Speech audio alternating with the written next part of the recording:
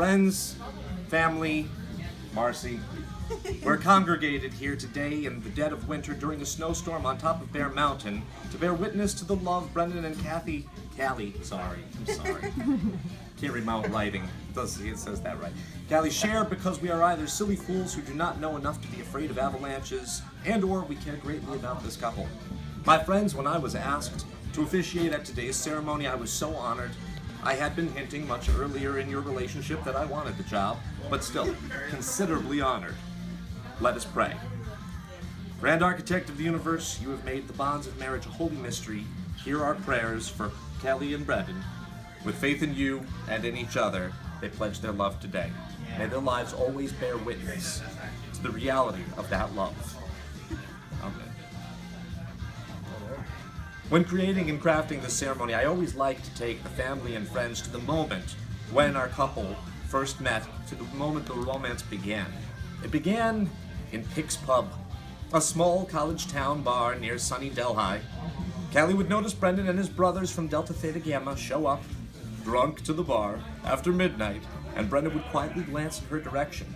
Every time Brendan would go to Pick's Pub, he would search the crowd of faces for Kali. On Halloween, Brendan noticed Kali was a sexy zombie. He would later tell me, she didn't have the smile of a zombie. He is very sweet. Still, they never spoke until one day. It was cigarettes that brought them together. Never underestimate the value of a good cigarette. Brendan came to the bar per his usual, but this time, Kali approached him. She wanted to bum a smoke. But Brendan was all out. He'd been waiting for this moment for what seems like eons. The girl of his dreams had asked him for a cigarette, and he's utterly unprepared. So he does what any quick-thinking, love-struck fool would do, and he runs across the street to buy a pack of cigarettes. But by the time he gets back, the lady has vanished. Kali starts receiving Facebook messages from Brendan, but did not know who he was. He sent her an invitation to go to New York City for New Year's together, and this is their first date. Brendan is a go big or go home kind of guy, I guess. So he took her for mac and cheese, and then to a hookah bar, and finally for watermelon martinis. Fast forward to midnight, and there are fireworks, and the ball is dropping in Times Square while they have safely made their way to White Plains, and Brendan steals his first kiss. Nice job. He would later reflect that he had peer pressure working to his advantage. It also didn't hurt that they were a little bit drunk. But they both must have secretly known that this was the beginning of something big, because Kali stayed with Brendan for the next 4 days, making this the longest New Year's first date ever. And Brendan was a complete gentleman. In fact, being such a gentleman is what separated Brendan from all the other guys out there in the world.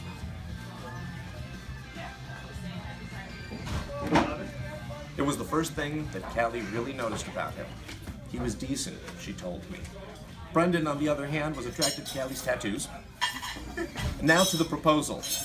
How long did it take Kali to realize that Brendan had hidden the ring on the Christmas tree? Too long, Kali. Way too long. She drove her family and herself crazy as Brendan keeps telling Kali, look how sparkly the tree is. Perhaps she was satisfied with the ring pop in the box, or someone did not want the dream pillow to be found. Finally, about 3 hours later, after multiple secret sister stares between Kali and Kendall finally screams at Kali, it's right there! Is that how she did it? Like that? Something like that. Neil Gaiman once wrote, have you ever been in love? Horrible, isn't it? It makes you so vulnerable, it opens your chest and it opens up your heart, and it means that someone can get inside of you and mess you up. You build up all of these defenses, you build up a whole wall, a whole suit of armor, so that nothing can hurt you, and then one stupid person, no different than any other stupid person, wanders into your stupid life, and you give them a piece of you. They didn't ask for it. They did something dumb one day, like smile at you or kiss you, and then your life isn't your own anymore. Love takes hostages. It gets inside you. Jason Aldean once sang, it sure left its mark on us. We sure left our mark on it. We let the world know that we were here with everything we did. We laid a lot of memories down, like tattoos on this town. Anyone who knows Kali and Brendan, and the life they've built with their Tibetan spaniel Jazzy and their male cat Helen, knows they belong together. From the moment that Brendan proposed to Kali, their life began. All our lives we are told that the story was over when the hero and heroine were safely engaged. After all, what's good enough for Jane Austen ought to be good enough for anyone. But it's a lie. The story is about to begin, and every day will be a new piece of the plot. Kiera Cass once wrote, "My love, you are sunlight falling through the trees. You are laughter that breaks through my sadness. You are the breeze on a too warm day. You are the clarity in the midst of confusion. You are not the world, but you are everything that makes the world good. Without you, my life would still exist, but that's all it would manage to do." Kelly and Brendan, have you come here freely and without reservation today to give yourselves to each other in marriage? She dragged me. Will you love?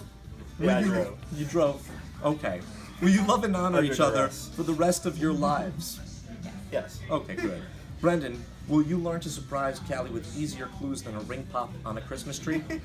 Absolutely not. Okay. Will you sing her favorite songs by Gaslight Anthem? Yes. Right. If I can remember the lyrics. Callie, will you dance to Real Big Fish ska music with Brendan and watch reruns of Emergency with him? Yes. Okay. Do you, Callie, and Brendan realize that this ceremony is the biggest, real deal, unplugged, sincerely meaningful, and everlasting thing that you will ever do? Yes. Okay. Then we've come to the point of this ceremony where you're going to say your vows to one another. But before you do that, I ask you to remember that love, which is rooted in faith and trust and acceptance, will be the foundation of an abiding and deepening relationship. No other ties are more tender, and no other vows are more sacred than those that you will now assume. If you are able to keep the vows you take here today, not because of any religious or civic law, but out of a desire to love and to be loved by another person fully, without limitation, then your life will have joy, and the home that you establish will be a place in which you both will find the direction of your growth, your responsibility, and your freedom. And that freedom, the really important kind of freedom, involves attention and awareness and discipline and effort and being able to truly care about each other and to sacrifice for each other over and over in myriad petty little unsexy ways every single day. May I have the rings, please? All right. This is the thing that goes on his finger? All right. I don't even think it fits on our thumb. Brendan, take this ring, Okay. place this on Callie's hand, and repeat after me. I give you this ring as a daily reminder of my love for you. I give you this ring as a daily reminder of my love for you. I vow to honor and respect you for all that you are and all that you will become. I vow to respect you for all that you are and all that you I vow to perfect the recipe for watermelon martinis and serve you on demand. I vow to perfect the recipe for water martinis and serve you on demand. I will chicken dance with you at the wedding reception and other people's receptions. I will chicken dance with you at the wedding reception and other people's receptions. I will watch cooking shows with you and enjoy Hotel Transylvania when you want. I will watch cooking shows with you and enjoy Hotel Transylvania when you want. I pledge to always treat you as my best friend and equal.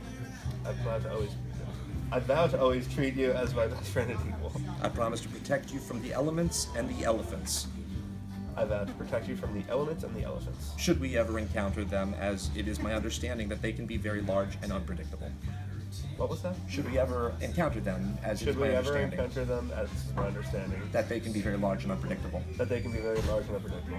I vow to be the decent gentleman you fell in love with, and I vow to love you for all eternity.